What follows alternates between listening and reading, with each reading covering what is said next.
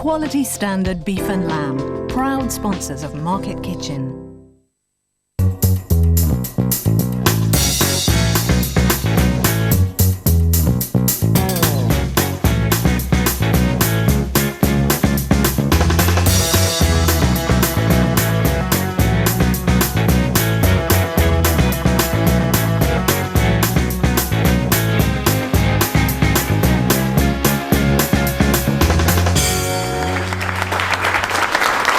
Welcome to Market Kitchen. I'm Matthew Fort. And I'm Rachel Allen. Today we experience a new twist on afternoon tea, serve up a meaty main course and hang another portrait on our wall of fame. Our first guest today wanted to be a cricketer when he grew up, but he soon swapped his cricket whites for his chef's whites and is now owner of Michelin-starred Morstan Hall in Norfolk. Please welcome Galton Blackerson. Thank you. What are you going to be cooking? I'm going to do a dish with local spring lamb. A lovely spring dish. No one could ever accuse you of being mutton dressed up as lamb, Galton. Thank you. Fresh as always.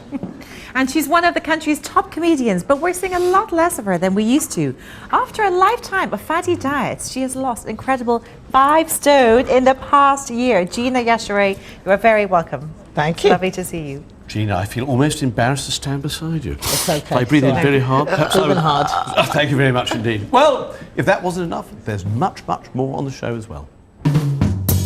We celebrate the life and gastronomy of galloping gourmet Graham Kerr as he takes his place on the Market Kitchen Wall of Fame. Chef Ben Tish heads off to the market to cook his pan-fried baby squid, served with smoked garlic aioli. And we look at the latest trend to sweep the capital, tea-based cocktails.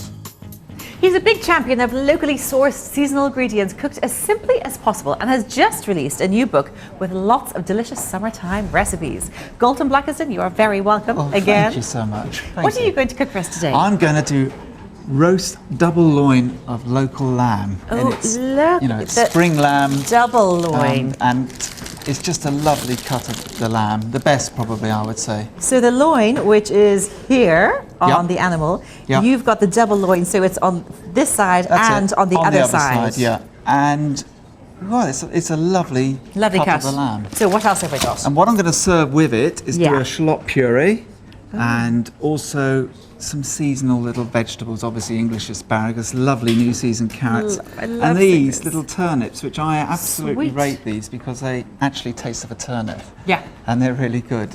So that's what I'm going to do. Okay.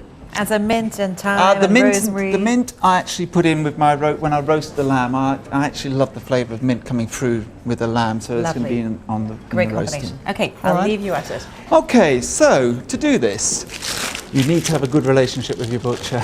And so I've got a lovely double loin of lamb there.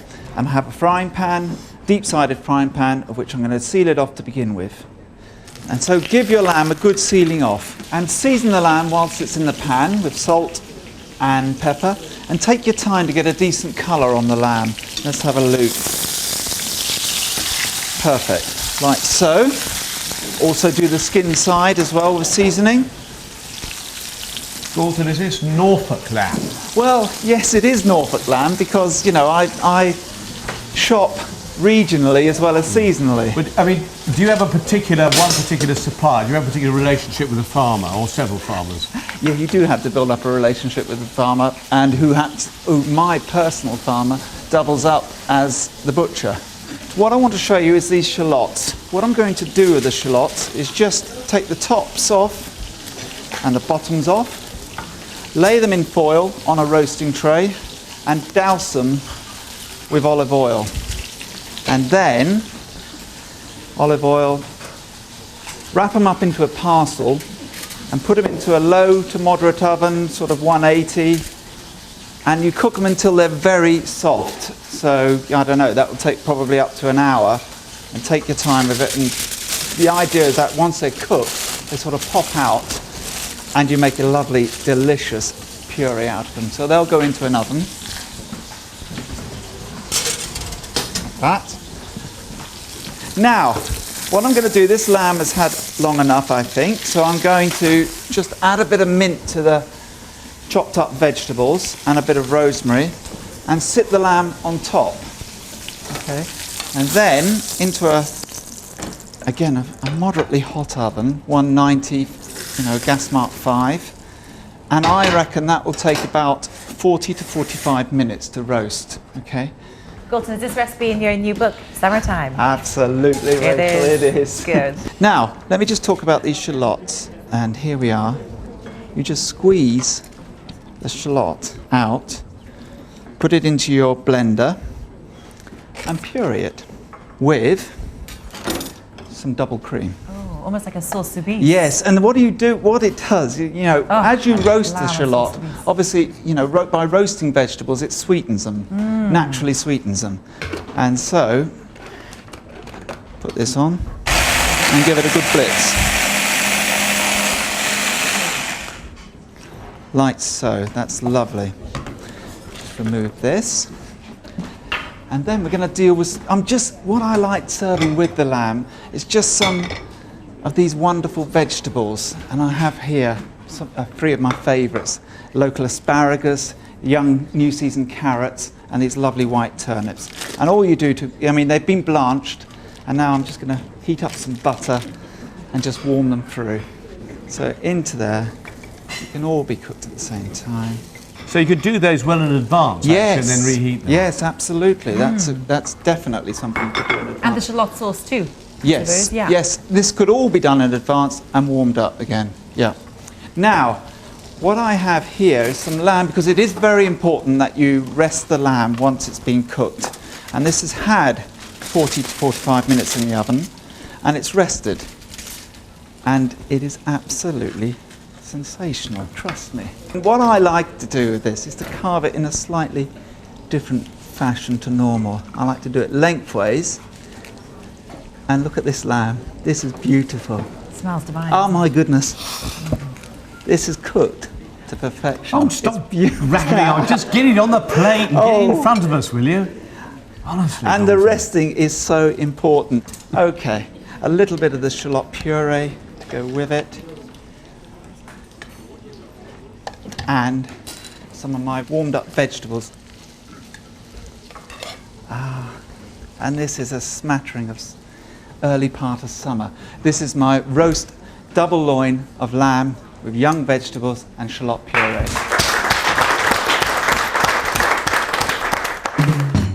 To make Galton's roast lamb with roasted shallot puree, you'll need a double loin of lamb from your butcher. On a trip to the greengrocer, pick up some asparagus, baby turnips and carrots, an onion, garlic, shallots, rosemary, mint and thyme, and make sure you have butter and double cream in your fridge. But Rachel, do you think that Galton's done quite well by this lamb, don't you think? It's absolutely divine. It's just fantastic. You have a lovely little spring vegetables, just toss in a little bit of butter, sweet shallot sauce. I must say, you have honoured Norfolk's finest lamb. Very fine, chef. Ambassador. Thank you so much. No, thank you very much indeed. I thought the lamb was delicious. It was very tender, very sweet, and the puree really complemented it. The vegetables and the meat went together perfectly.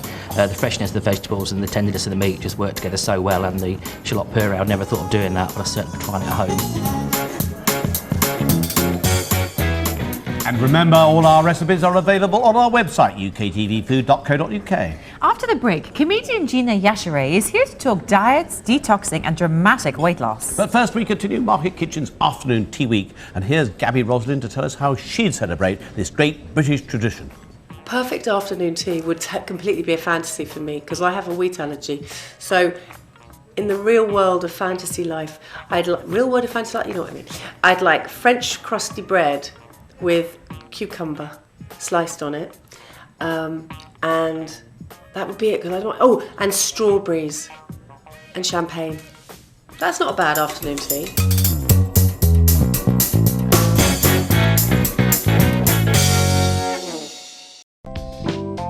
Quality standard beef and lamb, proud sponsors of Market Kitchen.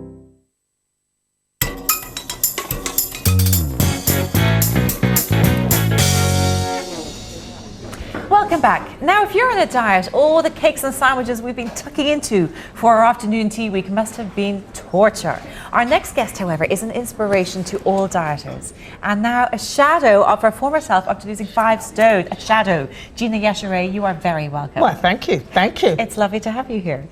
Now, I'm sitting here in front of some food here I imagine we shouldn't be eating, but you're an award-winning comedian and an actress. And did you feel the need to change your look or to lose all that weight? What made you want to do it? Well, when I started comedy, I was skinny. Like, I started comedy 12 years ago, so I was actually skinny when I started. But all the late nights and being up eating in the middle of the night. Lifestyle. Yes, I put loads of weight on. So I actually got chubby over the course of my career. So I was literally going backwards to where I was when I was 20, when I started. And what, so, say this korma curry. Oh, that was one of my favourite. Why are you not tempting me with this? I know, it's mean, isn't it? Prawn korma, rice, pashwari, not my But you haven't favourite. eaten this? Haven't eaten that in well over a year at least. Really? And so you come and put that in front of me. Do you miss it? Now it's sitting in front of me, I do, of course I miss Let me it. take it away. And fish and chips? Fish and chips are... Completely out. Mind you, there aren't probably too many fish and chip places in LA. There are actually. Oh, really? There's a few places that, not that I know them personally, because I'm obviously, I'm now a strict raw vegetarian, but yeah. So what are you eating? I mean, this looks healthy. So basically, I changed my diet. I cut out sugar and wheat mainly. Sugar and wheat are the devil, I tell you. So now I've switched to a raw vegetarian lifestyle. So I've cut out meat and fish and most dairy, but not all dairy. I do throw a bit in from time to time. But so this is the kind of stuff I'll eat. So in the morning I'll have a smoothie. What's in that smoothie? A large smoothie now. I know it looks gross, but it tastes pretty good. Go on. Oh, it's gorgeous. See, I told you, didn't I? I have a smoothie every morning too, actually. That's gorgeous. I could just see the weight falling off you, Rachel. No, Are you worried about listen, me? if you're not, and funny enough, that actually fills me up. That's my breakfast. And then for lunch, I'll have something like this, which is, it looks kind of like couscous, kind of like rice. Yeah. And basically, everything in here is raw, because when you heat food over 100 degrees, you lose all the nutrients in it.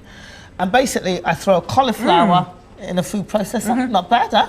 I throw a cauliflower in a food processor, and it chops it up fine. It looks a bit like rice, and I throw in sesame oil, sesame seeds, cashews, avocado, onion, garlic, whatever, and it makes it into a nice dish, and that is a nice lunch. Gorgeous. And what are these little biscuits? Are these something? Are these what you're not supposed to be eating? Or no, these are almond cookies. These are cookies. That's right, cookies, but uncooked. Oh. Yeah, what you're supposed to do is put them in the fridge for now, but we didn't have time to put them in the fridge, but we put them in the fridge for now to set them hard. But these are cookies made from nothing but crushed almonds, dates, walnuts with a bit of almond extract in there. Throw that all in the processor, throw raisins in or raw chocolate chips to season it up, and those are your cookies. Perfect alternative for our afternoon tea week. So these are my for snacks. someone who's trying to be very healthy. Exactly. Now your tour is called Skinny Bitch. My last tour was called Skinny Bitch. I had to call it Skinny Bitch because obviously I've been in America and I came back doing shows, and I don't know if you've ever been on stage in a 2,000-seater theatre and 2,000 people gasp at your appearance.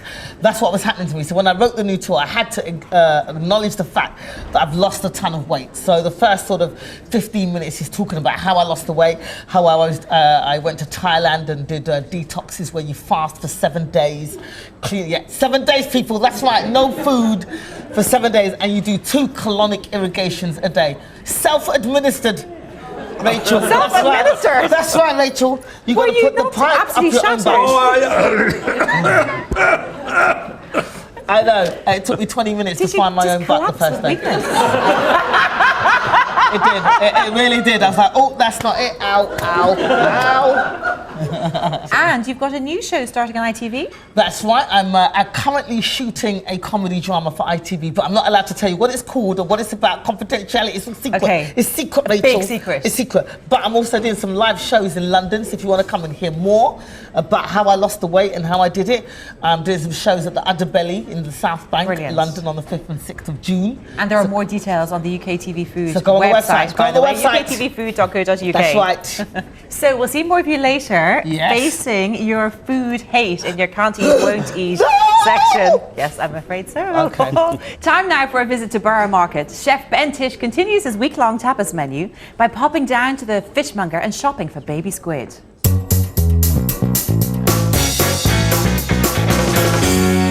Hi, welcome to the market. I'm here today to find some beautiful fish for a tapas dish that I'm looking to prepare. And there's an amazing display of fish out here, so I'm going to be sport for choice. Caught my eye, these beautiful prawns here. I mean, these would be fantastic treated in a tapas style. I mean, obviously they're individual pieces. You could cook these in simply in butter, a little bit of garlic in there, lemon, maybe some fresh thyme in there. They would be fantastic, just served in a nice terracotta.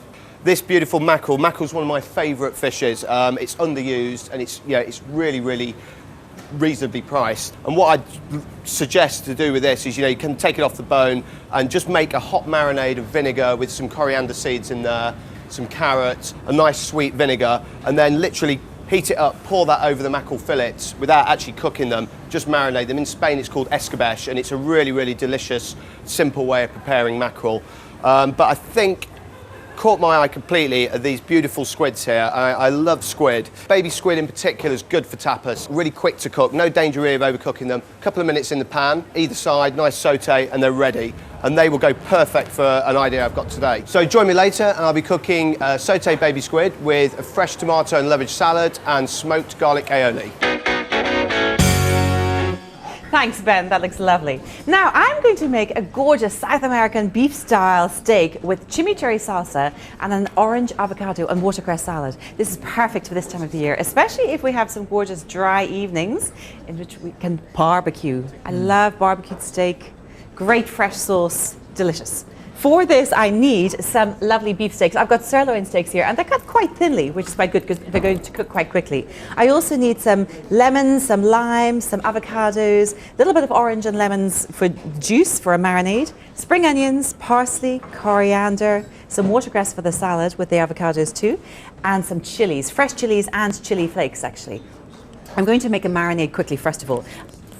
I'm going to take the steak, and I've got sirloin steak here, cut quite thinly. I'm just going to cut off the excess fat. Could you use another cut of steak if you didn't have sirloin? Absolutely. You could use rump ribeye, you could use fillet. Or this credit crunch conscious times. Yes, you could. This recipe comes from Argentina, and this is a dish that's really, chimichurri salsa is used a lot with grilled meats. Okay, I want to tell you about it. You're longing me to ask chimichurri. Yes. Where does it come from? Like all great things, Matthew, it has been sourced back to Ireland, of course. Chimichurri, the name, the pronunciation has changed probably over the years, but it's thought that it comes from an Irishman called Jimmy McCurry, who was fighting for independence in the 19th century for Argentina. And this is either a sauce he created or was created and named in honour of him. The marinade, first of all, for the meat. In here, I've got it in a bag, is some chopped chilli, chopped garlic, chopped parsley. And I want to add in here some orange and lemon juice, because in any good meat marinade, you've got some acid to help to tenderise the meat, and some olive oil. Okay, a little bit like that. And then kind of massage it into the meat. And I have just slightly scored the meat so that the marinade will really soak in nicely. Put that to the side. I have one here that has been marinating for about an hour or two. Now, just open this little bag. Okay, I'm going to pop this steak onto a really nice hot grill pan to cook. It's only going to take a couple of minutes to cook. While it is cooking, meanwhile, I'm just going to make the chimichurri salsa and the salad quickly. So that's cooking on a good hot pan there. For the salsa, I need some chopped garlic. And this is like tomato salsa is to Mexico. There are so many different variations. In this one, I've got some chopped garlic, very finely chopped spring onion. I've got chopped coriander and chopped parsley, the two herbs often being used together. A pinch of dried chili flakes, so you could use chopped fresh chili. A little bit of olive oil. How about that? A little dash of white wine vinegar. And also a little bit of lime juice. Some sea salt and some pepper. Give it a little taste. And that's the salsa. So it's really fresh, as you can imagine, really fresh tasting, delicious. Zingy. Zingy, it really is. That's the word. I'm going to turn this steak. So I'm just going to make the salad very quickly. Watercress I've got in here in the bowl. Add segments of orange. Orange and avocado go so well together. It's the richness of the avocado that works so well with the zestiness, the zinginess of the orange. So just segments of orange, avocado, drizzle of olive oil, and some sea salt and some pepper. And this would be just fantastic, served just like this, the steak with gorgeous salsa and the salad. And really, this is a meal. There's a little bit of extra fat on the steak there, so I'm just going to cut that bit off that I don't want. turn off the hob, and now I can just pop it onto the plate. The steak is cooked, just nicely cooked. You could leave it to rest for a couple of minutes if you like. Some salad to put on the side. And Rachel, you could also leave that fat for Galton and me. I was actually saving it for myself. Of course I'll leave it for you, Matthew. So look, we've got the lovely segments of orange in there. Avocado and watercress. And then, where's my lovely salsa? So this is Argentinian style beef steak with chimichurri salsa and avocado, watercress and orange salad. Yes! To make my sirloin steak with chimichurri salsa, you'll need sirloin steak from your butcher. You'll also need garlic, chili and orange, spring onions, fresh coriander, parsley, an onion, a lemon, a lime, avocados and watercress from your greengrocer. And make sure you have white wine vinegar and chili flakes in your store cupboard. How's that, Galton? Is that okay? That's lovely. Very summery. Brilliant for summertime. Simple summary. Yeah. Very, very nice and zingy. I love the salad actually because I think that slightly sort of soft, melting quality of the avocado, and the sharpness of the orange juice, and the pepperiness of the watercress. Oh. Goes jolly well with old chimichurri. So I think, you know, chimichurri. I think he done good. It was lovely. I love how simple it was to prepare and just how delicious it tastes. Anyone could make it, really. I thought it was delicious. I loved the tenderness of the steak and the freshness of the salad. It all worked really well together. I'd probably try that at home. After the break, we look at the latest trend in nightclubs, tea-based cocktails, and I recreate a classic dish from Kerr, the Galloping Gourmet. So we'll see you soon.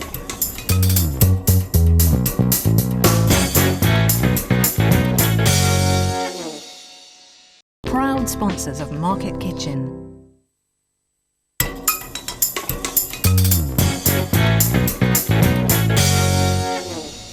Welcome back.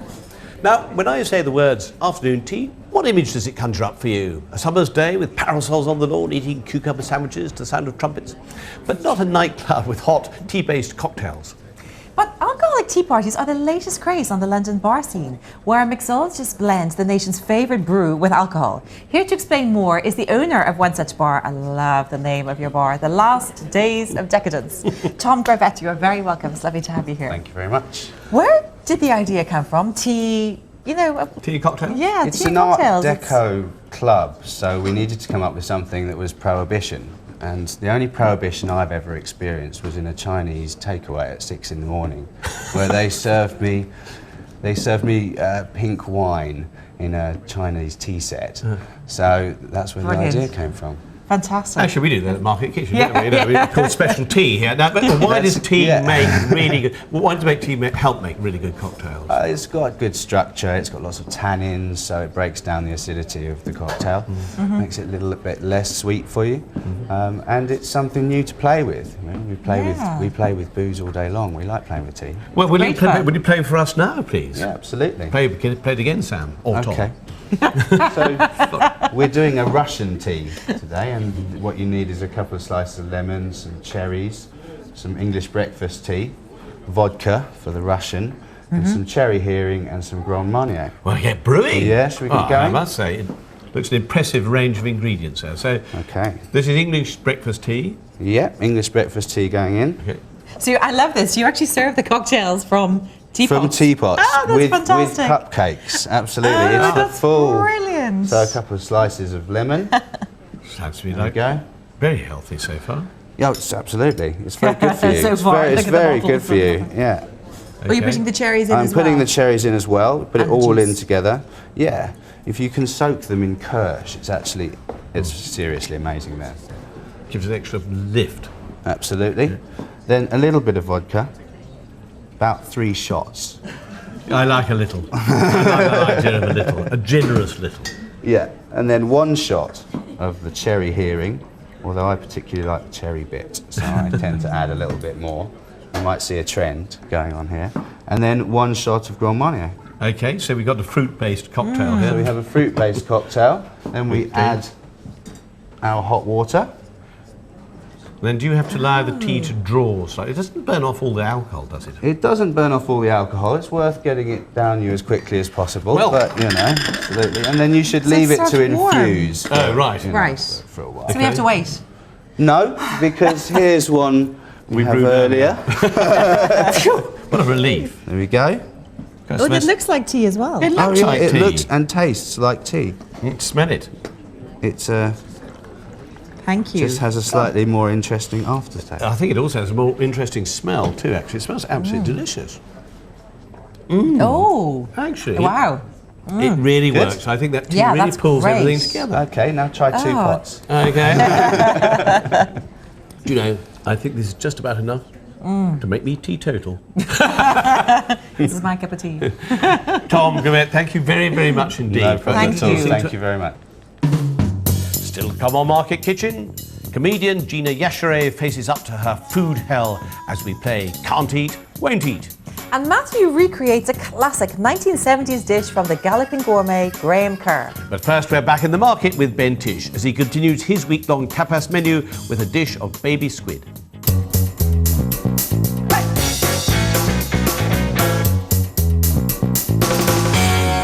Hi, welcome back to the market. Earlier on you saw me looking at some beautiful fish around the market, and I end up choosing some baby squid here, absolutely beautiful. And the dish that we're going to cook today, the tapas dish that we're going to cook today, is pan-fried baby squid with a fresh tomato and lovage salad, and then we're going to serve that with a smoked garlic aioli. Okay, so first of all we're going to prep the squid. Basically we want to cut it open. You want to cut the squid in half, scrape anything out from inside, any tentacles you've got. Just take off the head and you'll see there's a small hard piece in there, and that's the beak or the mouth of the squid, so you want to remove that, that's inedible. Now if you open the squid up, you'll see that there's a small ink sac in there. Now I'm not going to use it for this dish, but it's really good to keep. There's a classic Spanish dish called arroz negro which uses squid ink in a rice. You could use it in a risotto, it's full of flavour and it gives a really dark, intense colour. So that's the squid prepped. I'm just going to put this down here for now. And we're going to make the aioli. For the aioli, 1 egg. We just want the yolk. Pop that in a blender, and then a spoon of Dijon mustard. And here we've got some beautiful smoked garlic. The smoking preparation on the garlic mellows it. It gives it a really interesting flavour. Chop that up, and that can go in now. So a splash of vinegar. We want to season that now. Putting all this base in there will help stabilise the aioli as well. So, aioli, it's a classic Spanish sauce, and, we're just giving it that tweak with the smoked garlic. So I've got all my base in that, and we're just going to start blending it. And I want to gradually add oil. And this will start to emulsify. Okay. So, just going to remove that over there. And now we can start to cook our squid. So we get the squid up and season it up. We've got a nice hot pan here. The pan's got to be really hot because you want to get a good caramelisation on the squid. A little bit of oil over the squid, and we get the squid in the pan.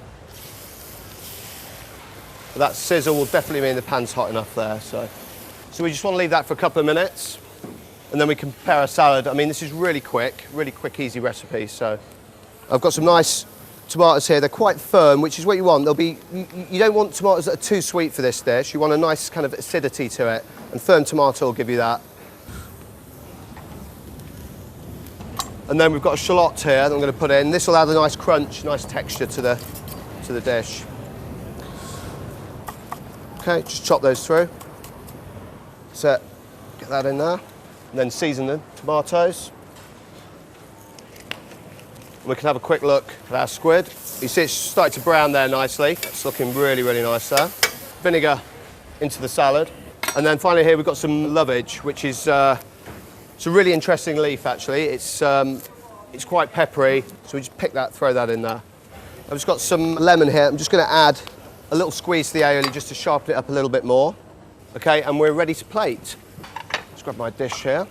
So, yeah, this is again a great sharing dish. I mean, with the baby squid, people can just pick them out themselves. They get a piece of squid each, they don't need to cut it. It's all ready to go.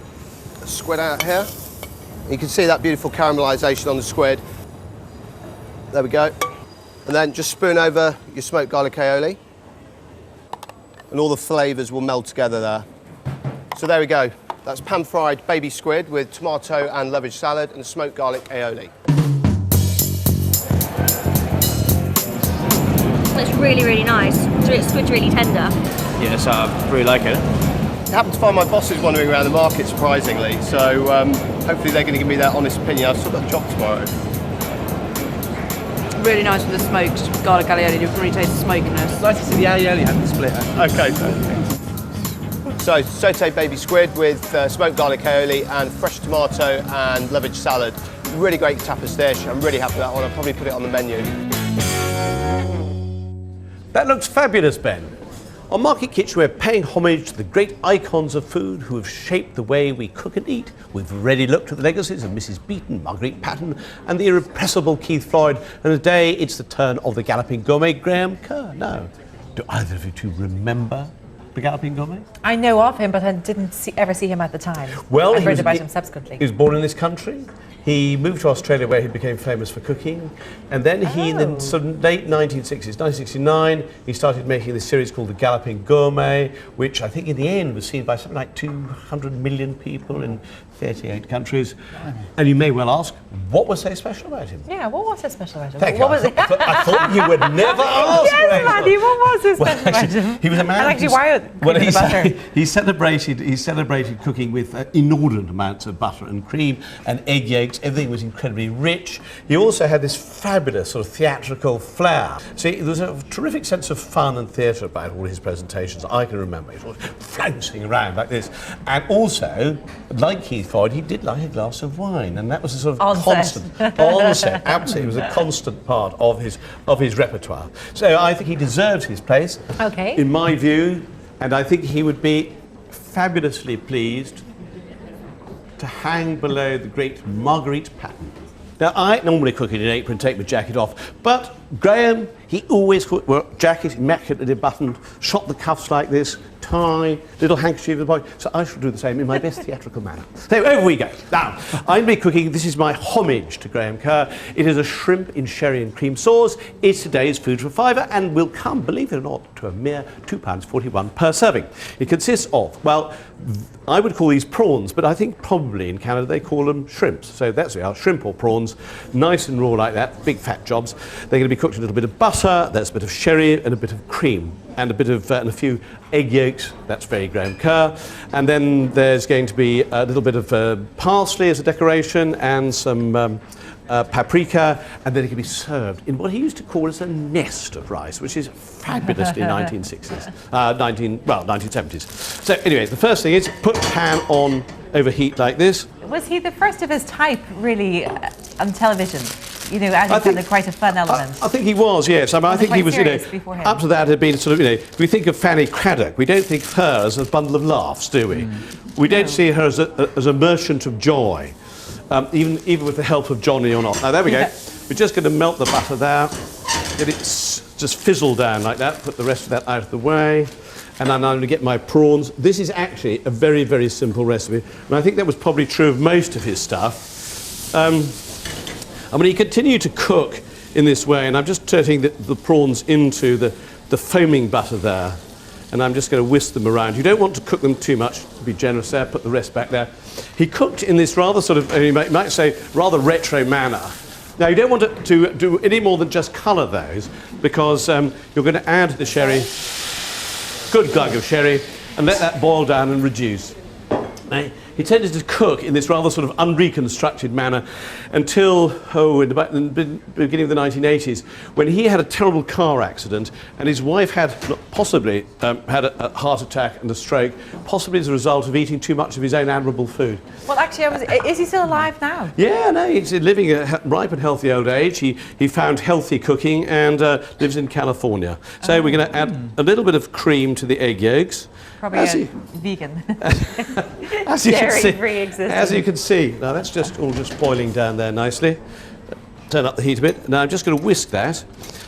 This is sort of not really the kind of food that we sort of approve of now. Now I think we'll just let that rest there for a moment. Now, in the way that I suppose all good people who go to live in California do, actually Graham Kerr earns a living now as a motivational speaker, and perhaps I shall do the same at the end of this programme. Anyway, don't laugh. Dear. Okay, so there we go. In goes the cream, and we just stir that around gently, gently, gently. Actually, I'm not going to add it all, because I think that's quite enough there. I wanted some of our guests here and diners today to actually survive the experience. And you know, that's now ready to plate up. You can see how simple, really delicious food is. So here we have a little rice here, which is the very, very 60s accompaniment to any dish of this sort. And you make a pile like that, and then make a little nest into which these beautiful prawns will then settle.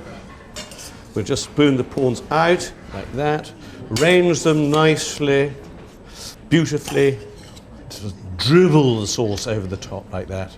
A lovely, luxurious, thick, rich, gooey, very, very 21st century, a little sprinkling of chopped parsley on top, and a little dash of paprika. There. And then the other thing about Graham, he would always keep his eye on the most attractive woman in his audience, which was done live, and clasping a rose between his teeth, he would dash over. Rachel, here is my prawns or shrimps with cream and sherry sauce.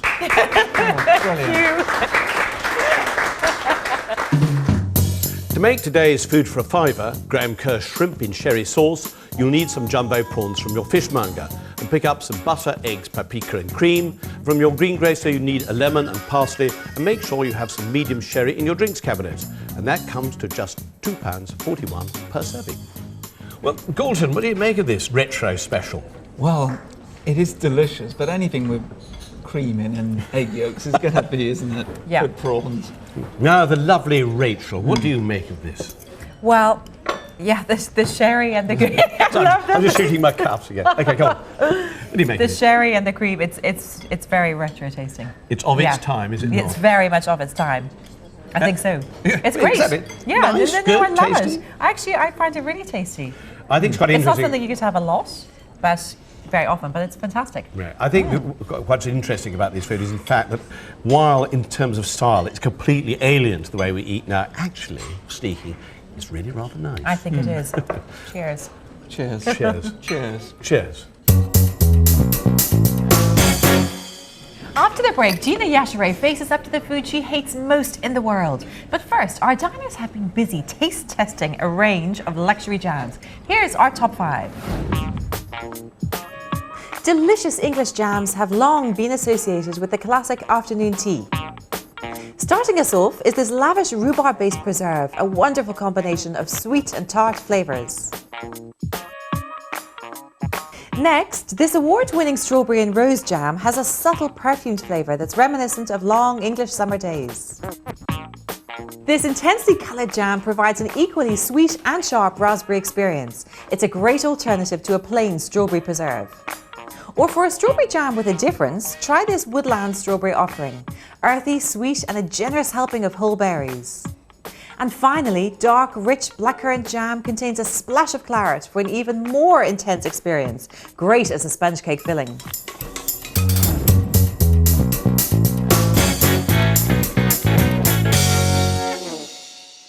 Standard beef and lamb, proud sponsors of Market Kitchen.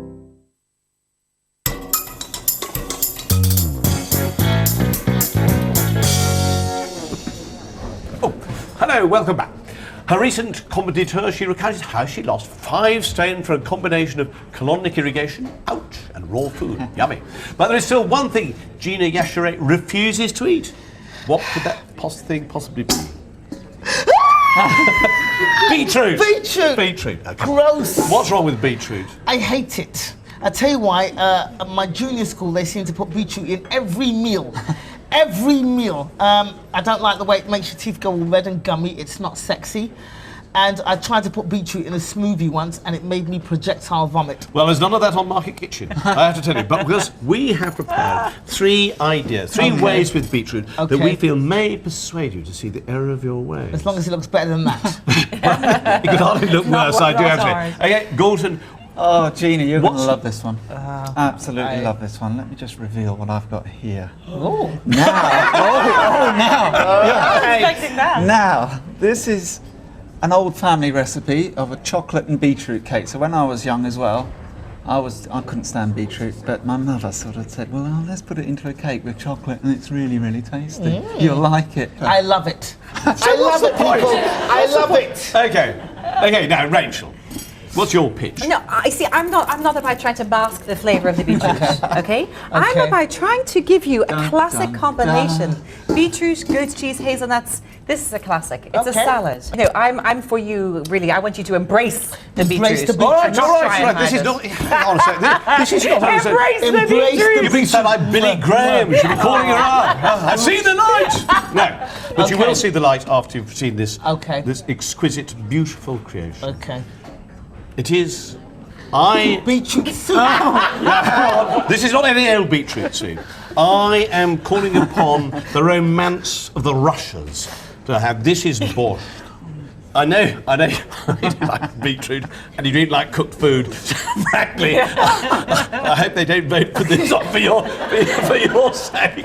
But it is actually a wonderful thing. And in fact, although borscht should be made with meat stock, in this particular case, I have expressly made with vegetable stock in the hope, just the hope, that you may be persuaded. Okay.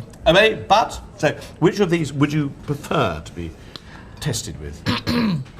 Well, what I would prefer, diners. Hang on. Chocolate cake. Chocolate cake. You can't beat a chocolate cake if you vote for anything else. Hang on. Sadly, Gina, it's not up to you. It's not up to us. It is up to our ever-discerning, wonderful, perceptive, kind and thoughtful diners. Kind and thoughtful. Hey, quite unusually, we're going to start with me. Because I have such calm confidence in the beauty of this borscht. How many of the diners voted for my borscht?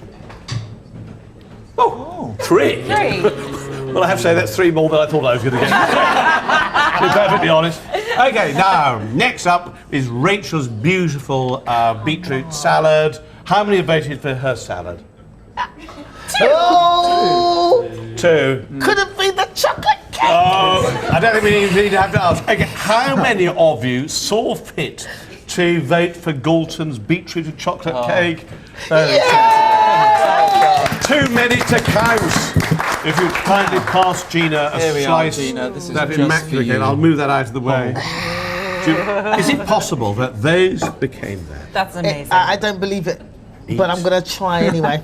And all I can say is, if there is any projectile vomiting, it's that direction it's going to go.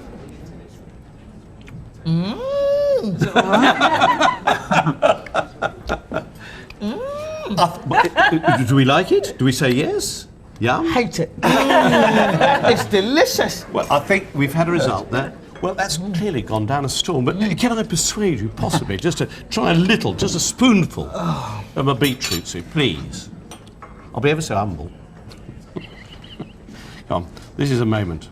Look at that. Get out and vomit in them.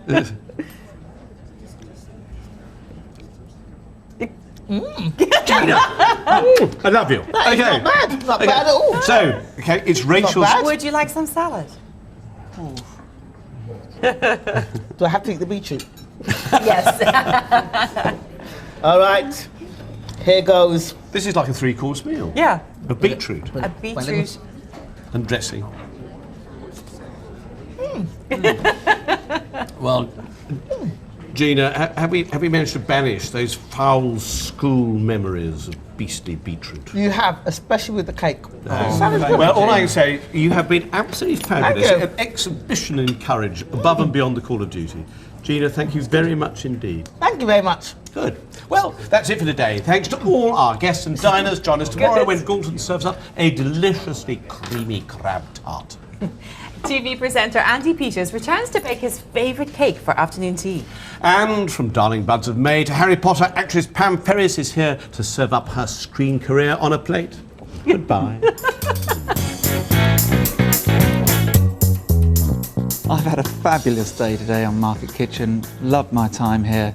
Great entertainment. Matthew, Rachel, what could be better? I'm Gina Ashray. I had a wonderful time on Market Kitchen. I even ate beetroot. They made me eat beetroot, but in a good way. It was tasty. I might even eat it again once before I die.